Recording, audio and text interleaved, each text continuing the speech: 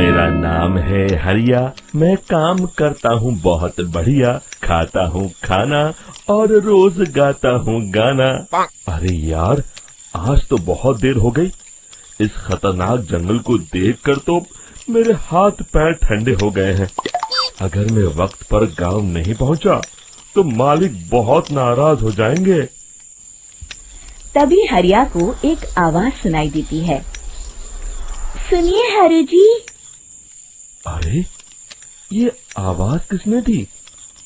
तभी हरिया को सामने कुछ दूर एक औरत खड़ी दिखाई देती है। अरे भाई, ये औरत अकेली इतनी रात को इस जंगल में क्या कर रही है? चलकर पूछना पड़ेगा। फिर हरिया अपनी बैलगाड़ी उस औरत के सामने लाकर रोक देता है और उससे पूछता है। अरे सुनिए, आप इतनी रात को इस खतरनाक जंगल में अकेली क्या कर रही हैं?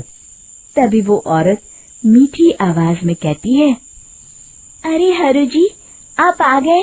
मैं कब से आपका इंतजार कर रही थी। वैसे तो यहाँ से काफी लोग गुजर चुके हैं, लेकिन मैं खास आपका इंतजार कर रही थी। अच्छा, तुम सच कह रही हो?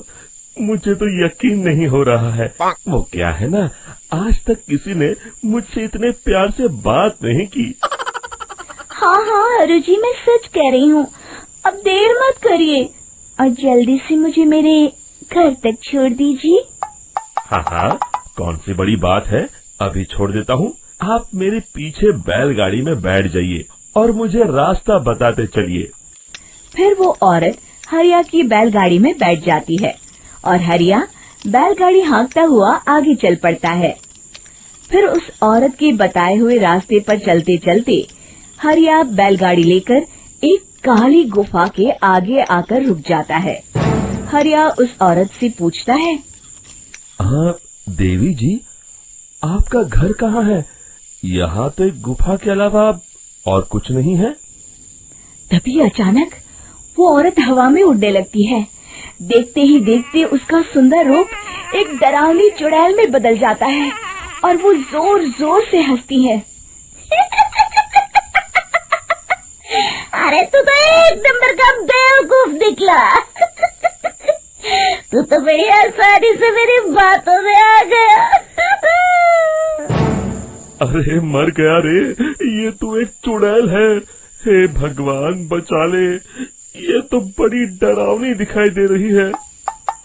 और फिर अगले ही पल हरिया की बैलगाड़ी में रखा सारा सामान हवा में उड़ता हुआ उस काली गुफा के अंदर चला जाता है और वो चुड़ैल भी उस गुफा के अंदर जाकर कहीं गायब हो जाती है। हरिया ये नजारा देख बुरी तरह घबरा और परेशान हो जाता है। अरे, ये चुड़ैल तो मेरा सारा सामान लेकर गुफा में गायब हो गई। अब क्या होगा? अगर मैं गांव खाली हाथ गया तो मालिक मेरी अच्छी खबर लेंगे। मेरी इस बात का कोई यकीन भी नहीं करेगा। फिर आखिर वही हुआ। हरिया के मालिक चंपक सेठ को हरिया की किसी भी बात पर रत्ती भर भी यकीन नहीं हुआ। चंपक सेठ को लगा हरिया झूठ बोल रहा है और उसने ही लालच में आकर सारा सामान हड़प कर लिया है। फिर हरिया को बेईमान समझकर चंपक सेठ उसे काम से निकाल देता है। अगले दिन अपनी दुकान में परेशान बैठा चंपक सेठ गुस्से में बड़बड़ाता है। दुकान में तो सामान बिल्कुल भी नहीं है। अब मुझे ही शहर जाकर सामान लाना होगा। फिर वो अपनी बैलगाड़ी लेकर शहर चला जाता है। शहर से सामान लेकर जब चंपक सेठ वापस गांव लौट रहा होता है, तभी उसे एक आवाज सुनाई देती है। चंपक जी, ओ चंपक जी। अरे, ये तो कोई मेरा नाम लेकर मुझे पुकार रहा है। फिर उस रास्ते में वही औरत खड़ी दिखाई देती है। फिर क्या था, हरिया की तरह चंपक सेठ भी उस औरत के पास अपनी बैलगाड़ी लेकर जाता है और वो भी उसकी चिकनी चुपड़ी बातों के मुंह जाल में फंस जाता है। फिर चुड़ैल उसे भी अपनी गुफा तक ले जाती है और उसका सारा सामान लेकर गुफा में गायब हो जाती है। बेचारा चंपक सेठ लाचार होकर खाली हाथ गांव लौट आता है। फिर ये उस जंगल में रोज की बात हो जाती है। जो कोई भी शहर से कुछ लेकर गांव की तरफ लौटता, वो चुड़ैल उसे बेवकूफ बनाकर उसका सारा सामान लेकर गुफा में गायब हो जाती। एक दिन हरिया एक लकड़हारे को उसी जंगल की तरफ जाते हुए देखता है। फिर हरिया उसे रोकते हुए कहता है, अरे भाई, क्यों अपनी मौत को दावत दे रहे हो? मेरी बात मानो, आगे जंगल में मत जाओ, वहाँ एक बड़ी भयानक चुड़ैल रहती है। लकड़हारा हरिया की बातों को नजरअंदाज करते हुए कहता है, अरे भाई, मुझे पहले ही बहुत देर हो चुकी है, मुझे जाने दो भाई। शाम तक लकड़ियाँ काट कर शहर के बाजार में बेचना है। तुम अपनी ये कहानी किसी फुर्सत में बैठे इंसान को सुनाओ, मैं तो चला। इतना कहकर लकड़हारा वहाँ से आगे जंगल की तरफ चला जाता है। फिर अगले दिन गांव के मुखिया के घर के बाहर बहुत सारे लोग जमा हो जाते हैं।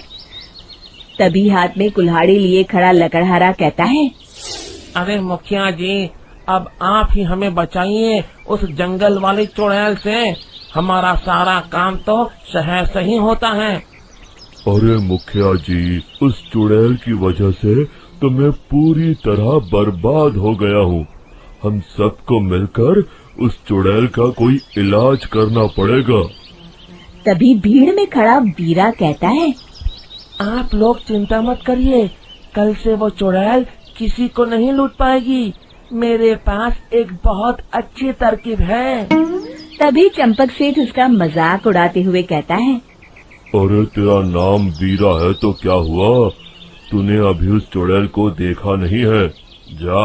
जाकर अपना काम कर, बड़ा आया। तब मुखिया जी कहते हैं, नहीं नहीं चंपक सेठ, मुझे लगता है हमें इस लड़के को एक मौका देना चाहिए। फिर सभी गांव वाले मुखिया जी की बातों से सहमत हो जाते हैं और वीरा शाम को एक बैलगाड़ी में कुछ सामान लादकर उस जंगल की ओर चल देता है। वीरा, ओ वीरा, कहाँ जा रहा है? तभी वीरा मुड़ के देखता है, वही चुड़ैल एक औरत के रूप में खड़ी है। अरे बहन जी, मैं आपको ही ढूंढ रहा था। देखिए, मैं आपके लिए क्या लाया हूँ। अरे वाह, तो खुद मेरे लिए इतना सामान लाया है। तू ही अकेला गांव में समझदार है। जरा देखो, मैं भी खोल के, बड़े भूख लगी है। जैसे ही चुड़ैल उस सामान पर से कपड़ा हटाती है, एक भगवान शिव की तेज रोशनी उसके अंदर मूर्ति से निकलती है और चुड़ैल अपने असली रूप में आकर जलने लगती है। अरे मैं जल रही हूँ, बचाओ! बचाओ! ओम नमः शिवाय, मर गई मैं! देखते ही देखते वो चुड़ैल राख के साथ उड़ जाती है और सभी गांव वाले भी वहां आ जाते हैं।